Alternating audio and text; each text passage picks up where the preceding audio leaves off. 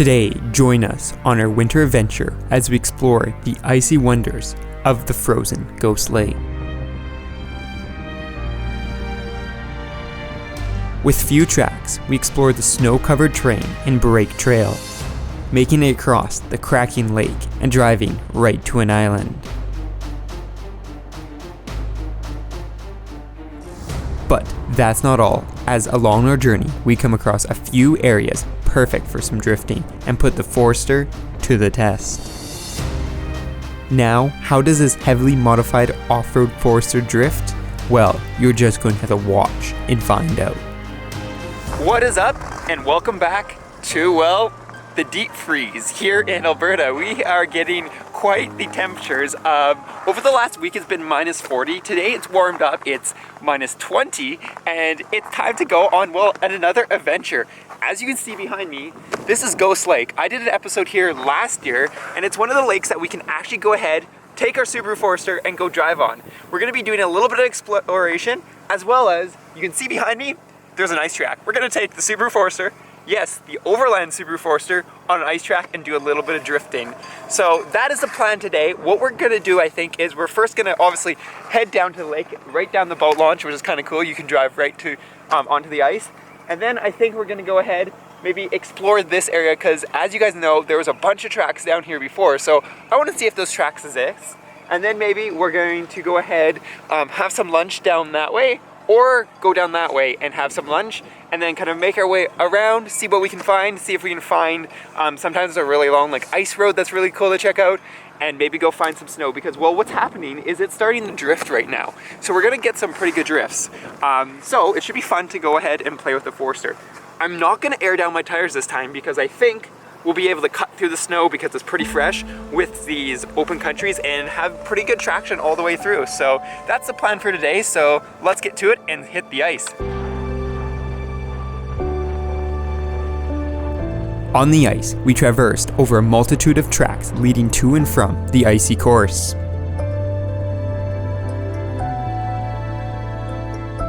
However, as we veered down the side and into the bay, the tracks gradually disappeared one by one until only ours and another set remained.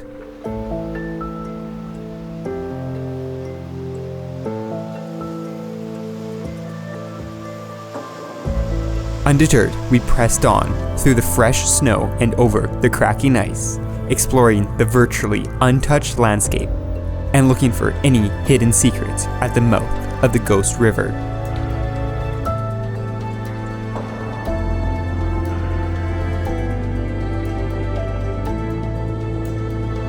And well, there isn't really any more tracks out here. We got the one track right at the start, which looks really rough, so it might actually have some grip for drifting. But other than that, out here, it's pretty much empty. As you saw, I was making fresh tracks, which is a lot of fun. But actually, as we go deeper in this way, it is actually pretty deep. I was kind of digging in every time I stopped and started. So if I stop here and then I go, the car kind of hops down. So that means that I'm digging into the snow. I would guess there's probably that much snow in these areas, which might make it really cool for some drifting shots along here. So I might have to try that, but there is no tracks around here. We've got this one track that kind of runs along here. And it looks like it's a car because they're really low and they're scraping. So good for them for going this far. And then other than that, there is not much out here, which is kind of cool. The one weird thing is, as I said, it's been minus 40 forever. It's been for a week. Yet somehow, oh yeah, see, yeah, it's pulling me in if I get off to the side. The ice is actually cracking as we go about it. I think it's because of weight shifting, and it's just been so cold. Ice tends to actually do that, and I can't see any reason why this ice wouldn't crack. If we go too far down the river, obviously that makes sense, but I know from drifting this area, particularly right here, that it is solid. It doesn't have any really changes, and I'm following someone else's track. So if someone else drove it, we know that it's safe. So yeah, that's kind of the plan, is just to drive around and explore what we can see what we can find today. I will get some drifting in some fresh snow because it looks absolutely epic. I just need to find a spot that I want to do that.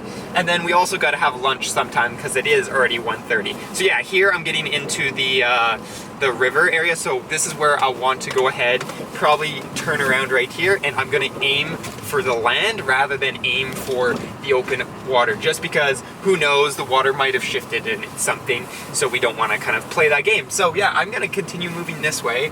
I think maybe we'll play around the snow a bit and then have some lunch, because I feel like spinning some donuts in that completely open area.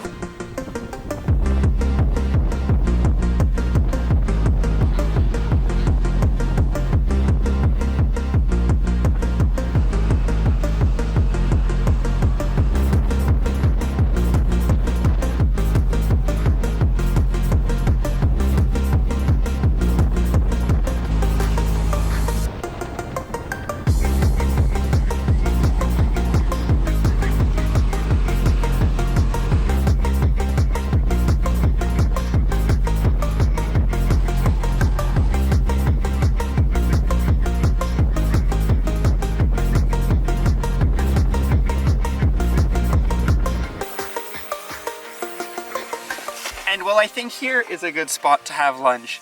Interestingly, I am kind of on the edge of the lake here, and what's happening is literally 2 meters that way, it's actually wet. So there's runoff somewhere happening up on this hill, and it's got to be pretty recent because, as I said, it's been minus 30 last night, so it'd be very rare for that to sit like that all night. So it must be running off somewhere on this hill, so that's something to keep in mind.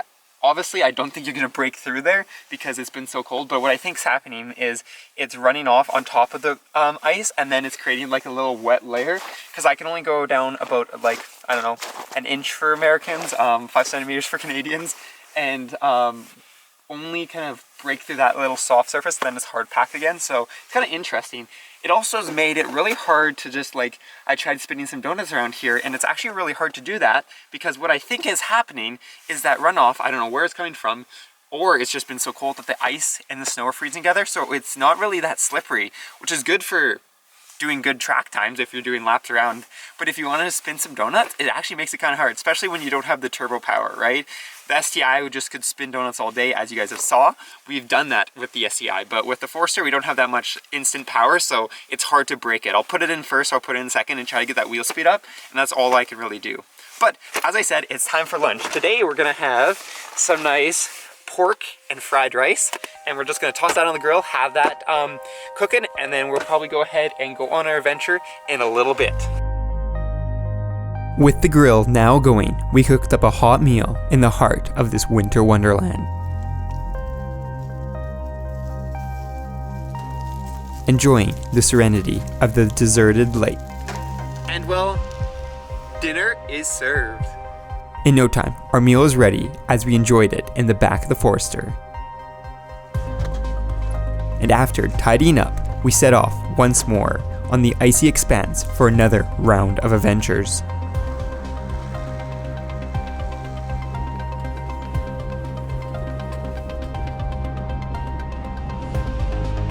Passing the ice track and the launch that got us on the ice, we drove beneath the bridge, marking our entry onto the wide open lake as we veered westward, heading towards the mountains. And as we picked up speed, we traced others' tracks into the expansive, frozen embrace of the lake.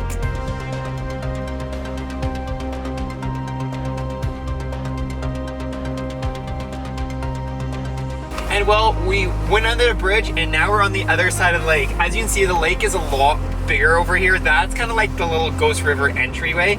And then here is the actual lake part of Ghost Lake. And as you can see, it is pretty barren. We are seeing some interesting formations on the side that look like it's been cracked, or the lake froze and then lowered a bit, because we're seeing like ice shelves on the side. And then if you look right here, this is either logs. Yeah, okay, that is logs. But there's been some places where the ice is heaved because of just the way it froze over. So I don't know what's quite going on yet. I'm not seeing a ton of tracks out there. So I'm staying obviously close to shore because I'm not sure what the conditions look out there. as I said, it's been -40 for like a week. It's got to be frozen, but maybe people know something that I don't. Like, there's places it's always making noises, but I seen someone drive a 1-ton over there and they had no issues. So it's just being weird. I'm just gonna keep on moving along, see what I can find, and see if I can find any cool things, because looking like the tracks are like ending here again.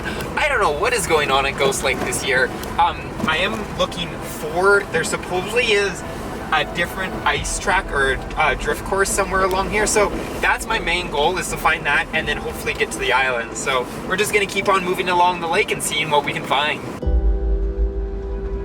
As the tracks dwindled away one by one, we found ourselves forging a path through the vast openness of the lake. But before we went any farther, I peered through the binoculars and spotted a few ice fishing groups at the lake's center.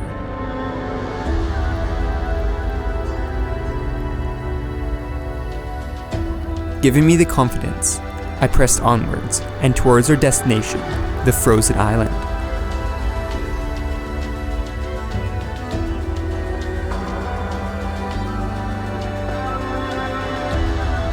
Continuing to break trail on the now windswept, snow-covered lake, we aimed for the distant mountains.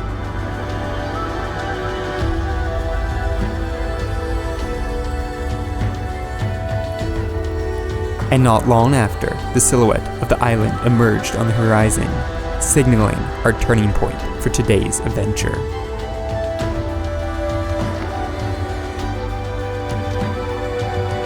And well, check this out. As you guys saw, there is like no tracks out here. It is super windy. We're kind of hiding behind a rock face here. I'll show you in a second.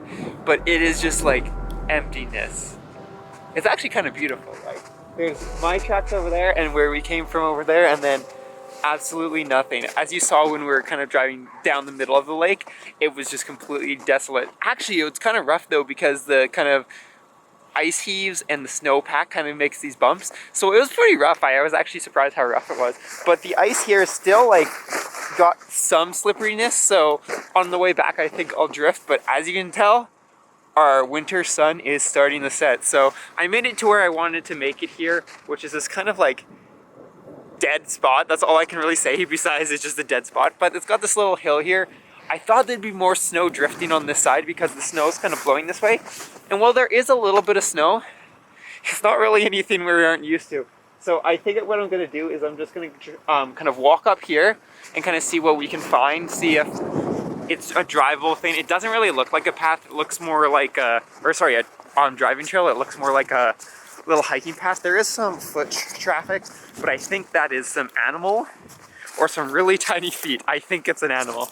But yeah, like, it's not even that much snow here, so there's no point in driving through here and kind of wrecking this land. I'm also not sure if we're actually on a reserve here. I don't know how the land works. A lot of the land surrounding it's public, but I don't know how in Alberta islands work, because I need to figure that out. But if we walk up here,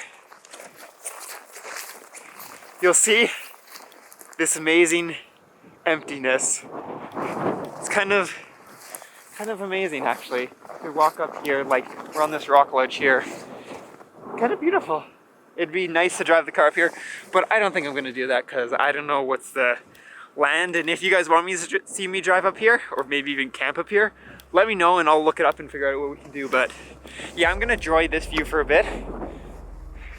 Take a look at our car down there, maybe snap a few more photos, and then what we're gonna do is we're gonna kind of make our way back along this empty lake, kind of back to where we started, and hopefully get back to shore before the sun sets, because I'm guessing we got about an hour left, and it takes us about half an hour to drive across the lake here because we can't really go that fast. But that's kind of what we're gonna do, and kind of keep on moving and staying warm. But before heading back, I couldn't resist having a bit of fun on the pristine ice and fresh snow.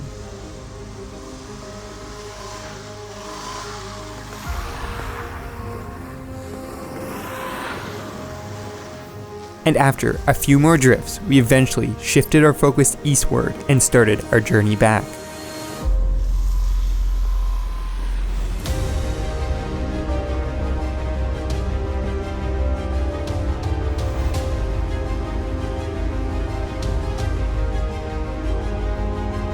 With our newfound confidence on the ice, we accelerated, putting both the coilovers and the tires to the test.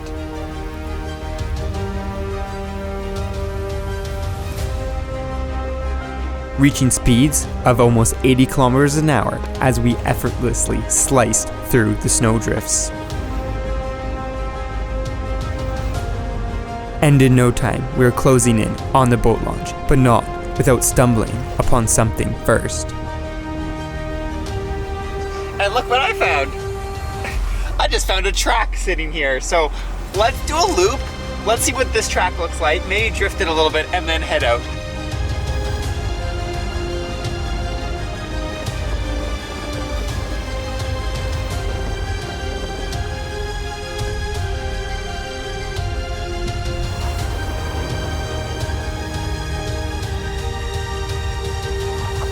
And well, there we go. We made it back up the hill and onto dry land once again. As you see, there's a couple people out on here, but I think the track over there is a lot faster. I really want a turboed studded Subaru to do it on that track, because you would be doing like 100 as you enter some of those. But the Forester still made it a lot of fun, even though it seemed to be skipping a little bit. I think it's because all the studded marks on there and the wheel speed just isn't up there. But I'm sure I'll get out here again, so let me know what you want to see down below. If you want to see a drifting video, if you want to see a camping video, let me know down below and we can make it happen. But that's going to be it for today's Ghost Lake adventure in the frigid Alberta winter. So I will see you guys in the next adventure.